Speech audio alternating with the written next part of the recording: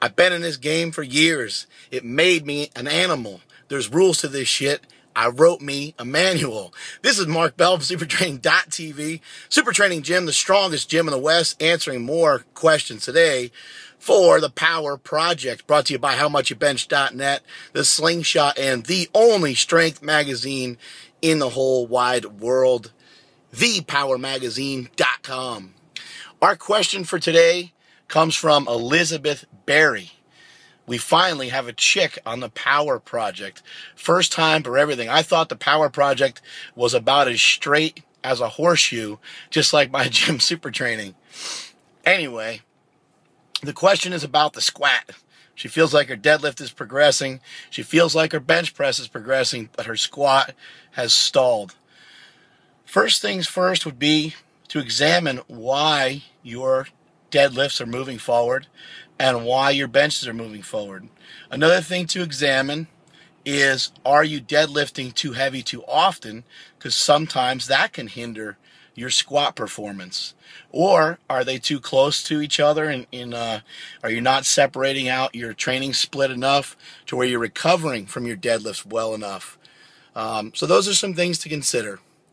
You mentioned that you're stuck at a 135-pound squat, which I would imagine there's probably other females out there with similar situations to yourself. And I'm glad you wrote in, because I think sometimes people think that this is all about how much weight you move. It's not about how much weight you lift. It's not about lifting 300, 400, 500, 600, 700. It's about a progression. It's about making that progression over a period of time. It's about self-improvement. It looks like lifting weights, but it could be anything. That's the message I'm trying to deliver here at the Power Project, people. I don't think everyone always understands that. A guy came into my gym one time and said, "This shit is crazy." I said, well, to you, it probably looks like just a bunch of iron, and it probably looks like just a bunch of big fat guys with high blood pressure trying to make their faces explode. But to us, it means something a whole lot different. And it really is just about self-improvement. It could be masked by anything else. Those could be punching bags in there. We could be doing MMA. We could be doing jiu-jitsu. We could be running. We could be doing, well, we're not going to be running, but you get my point. You get the picture. Some people like to go cycling. Some people like to dive out of a helicopter or whatever the hell. Well, helicopter. Can you can you dive out of a helicopter? I don't know. I'm sure you probably could. Anyway, let's stick to what I know, and that's lifting weights. Elizabeth Berry's question is about the squat, and she's struggling because as she goes heavier, she gets very nervous and very paranoid about her squat depth. So one thing I would say is that I would guess that in your deadlift training, in your bench press training, it's probably set up differently, and you're probably utilizing a little bit more reps, and you're probably overstressing about your squat. And you're probably worried about your squat, so you're trying to do too many singles, and you're trying to work past that 135 probably too often. So if that's the case, please switch to some repetitions. And please try to do some various forms of deadlift, various forms of squat. Maybe every 3 weeks you go off of a box, or maybe as a supplemental exercise, you do pause squats. Try to mix up your squats. And I do like the fact that you said you're doing ATG squats. For those of you who don't know, that's ass to grass. But ass to grass squats may not even solve your problem, because when you go that deep, a lot of times there's a rebound off your own body. We had a guy out here years ago named Dane Kelly. He was an outstanding powerlifter, a real up-and-comer. I want to say he squatted around 800 pounds at like 19 years old. I think he squatted close to 700 pounds, walked out in the USAPL at about 18. Kid had some wheels on him. He was strong, very strong. But when we tried to start to teach him how to squat, multiply, and how to like not go so deep, because he would do a ass to grass squat and kind of rebound off his own body, he didn't have the ability to do it. It took him a long time to adapt to it. And I do like the fact that you're squatting low. That's great, and that definitely will build strength. Just try to make sure you're not rebounding off your own body. Also, do repetitions in your squat training Do repetition work in your squat training. Sets of 3, sets of 5, sets of 6. Try 1 week, try doing 4 sets of 6. The next week, try doing 6 sets of 4. The week after, try 5 sets of 5. The week after that, try 5 sets of 3. Mix it up. The order of that, what I just mentioned, doesn't really matter. You don't need to write it down, but mix it up. Utilize that type of rep and set scheme, and it will kick your ass. Now, how do you know what kind of weight to use? I would say work on a level 7 to 8, somewhere in that range. And how do you know what a 7 or 8 is? Well, 7 or 8 is on a scale of 1 to 10, and it's pretty painful. But it's not total death. Total death is a 10. Blowing off your head is a 10. Blowing off your face is a 10. So what you want to try to do is just go to the point where your form starts to break down.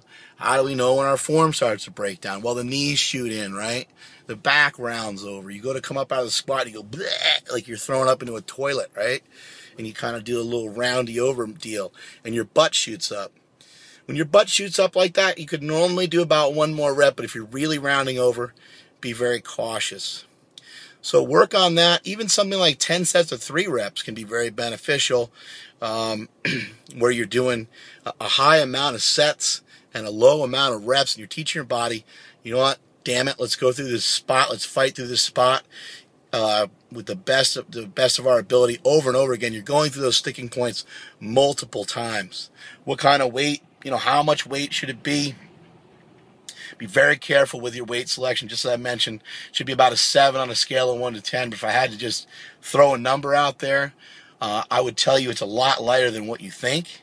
It's probably only 85 or 95 pounds, which probably sounds ridiculously light. But I'd rather have you working too light than working too heavy. In the gym is one of the few places where working too hard can sometimes be detrimental. You want to work hard, you want to work your ass off, and you want to train to the best of your ability, but you can sometimes do it to your own detriment. So be careful with that.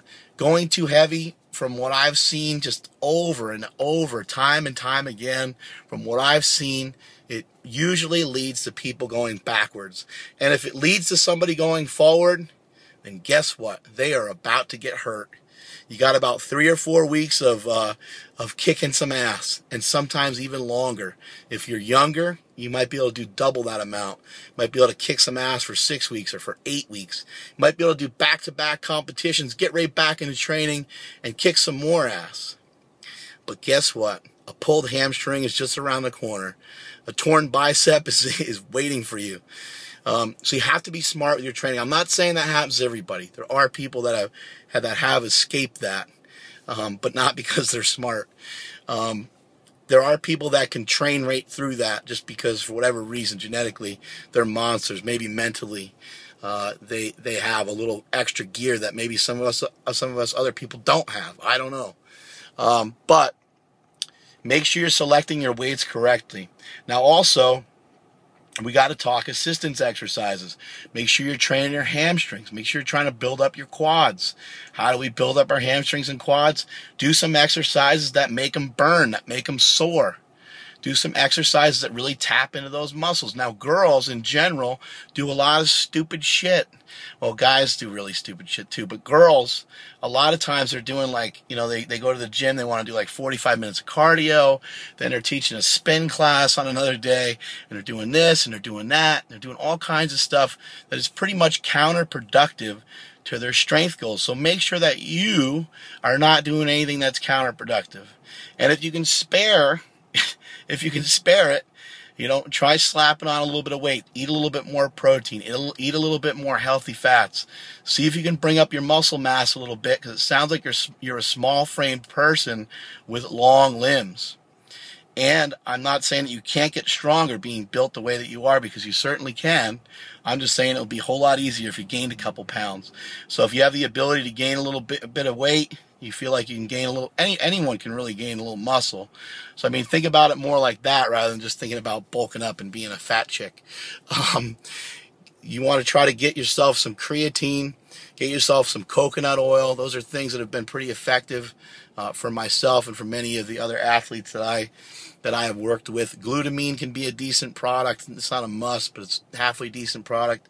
Obviously, protein shakes. Make sure you're getting in. Make sure you're getting in your meals. You make sure you're getting in about 6 to 8 meals a day. Make sure you're getting a lot of protein and a lot of fat, and watch out for sugars and watch out for junk. Let's see. Lastly, with resistance exercises, the difference between someone who's strong and somebody who's weak is what? I see you over there wearing your slingshot, watching TV. Why don't you answer the question for everybody? The difference is a strong lower back. So exercise like a good morning would be excellent. If good mornings are too brutal on you, can't use any sort of real weight with them, try using a band at your strength level, using a light band or an average band, a green band, something along those lines. Pretty thick band for sets of 12 to 20 reps would be great. But also just basic stuff, leg extensions, leg curls, step-ups, all that kind of stuff, lunges. Anything that you can think of that works your lower body is going to help to be beneficial to your squat. I think that's it. And that is it from supertraining.tv.